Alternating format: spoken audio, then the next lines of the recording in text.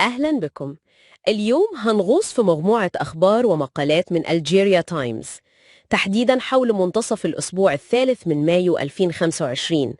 المصادر دي بتغطي كذا ملف، يعني توترات إقليمية حول الجزائر، تطورات غزة، وكمان قضايا داخلية. هدفنا نشوف أبرز النقاط والتوجهات اللي بتعكسها المصادر دي في الفترة دي تحديدا. أهلا بيك. فعلا اللافت للنظر هنا هو كيف إن كذا ملف ساخن كانوا متزامنين. يعني بنتكلم عن مناورات عسكرية، توترات دبلوماسية، وطبعا الأزمة الإنسانية في غزة وتفاعلاتها اللي مش بتنتهي. صحيح.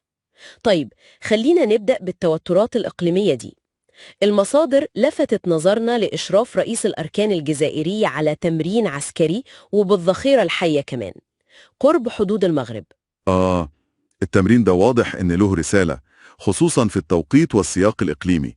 وفوق ده المصادر بتنقل كلام للرئيس الفرنسي ماكرون إنه يعني سئم الاستفزازات الجزائرية التصاعدية. التصريح ده له سياق معين في المصادر؟ لا، الحقيقة المصادر ما وضحتش السياق كلام ماكرون بالظبط، لكن وروده في نفس الفترة مع المناورات بيضيف بعد تاني للمشهد. والمشهد بيتعقد أكتر كمان مع التوتر اللي أشارت له التقارير مع دول الساحل. تقصد اتهام مالي للجزائر بدعم الإرهاب؟ بالظبط، بعد حادثة إسقاط الطيارة المسيرة المالية. طبعا الجزائر نفت الاتهام ده تماما. والتوتر ده في الساحل بيجي في وقت فيه تحليلات منشورة بتتكلم عن بداية نهاية الاستثمار السياسي للجزائر في ملف الصحراء. إزاي ده؟ هو التحليل ده زي ما ورد في المصدر بيستند على المواقف الأخيرة لأمريكا وإسبانيا وفرنسا. الدول دي رجعت أكدت دعمها لمقترح الحكم الذاتي المغربي كحل لقضية الصحراء الغربية، وصفوا بأنه حل جدي وواقعي وذو مصداقية. يعني تحول ده أو التأكيد ده في مواقف الدول الكبرى بيقرأ كأنه مؤشر على تغير في ديناميكيات الملف؟ هو ده اللي بيطرحه التحليل، إنه ممكن يكون في تغير دبلوماسي معين حوالين الملف ده. طيب، ورد فعل الجزائر كان إيه حسب المصادر؟ المصادر ذكرت إن الجزائر انتقدت الموقف الأمريكي تحديداً، اعتبرته منحاز للمغرب، وتساءلت عن تأثير ده على دور أمريكا كوسيط أو كعضو في مجلس الأمن. وفي وسط كل ده المصادر سجلت كمان زيارة وزير الخارجية الإيراني للجزائر. الزيارة دي ممكن يكون لها دلالات؟ ممكن جدا، تقرأ في سياق إن الجزائر يمكن بتحاول تعزز تحالفاتها، أو تلاقي أوراق ضغط في مواجهة التحديات الدبلوماسية دي. واضح إن الجبهة الإقليمية كانت مشتعلة في الفترة دي. طيب، لو انتقلنا لغزة، المصادر عكست إيه؟ غزة كانت حاضرة بقوة طبعا. التقارير اتكلمت عن أعداد شهداء للأسف مرتفعة ومستمرة بسبب الغارات الإسرائيلية، أرقام زي 69 شهيد وفي يوم تاني 68 شهيد. أرقام كبيرة فعلا، وده كان معاه تنديد قوي جدا من الأمين العام للأمم المتحدة جوتيريش. وصف الحرب بالوحشية وأعلن عن خطة إغاثة أممية عاجلة. طيب، وبالنسبة للمفاوضات أو المواقف الدولية، هل كان في جديد؟ نقل عن حماس إن إصرار نتنياهو على استمرار الحرب هو اللي بيعطل أي اتفاق أو تبادل للأسرى.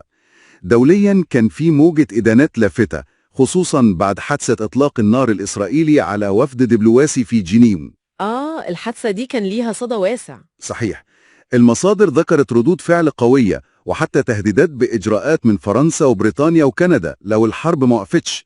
وطبعا استمر التركيز على الكارثة الإنسانية، تفاقم المجاعة وصعوبة الحصول على مياه شرب نظيفة للفلسطينيين هناك. المصادر وصفتها بأنها بقت مهمة شبه مستحيلة. وضع مأساوي بكل المقاييس.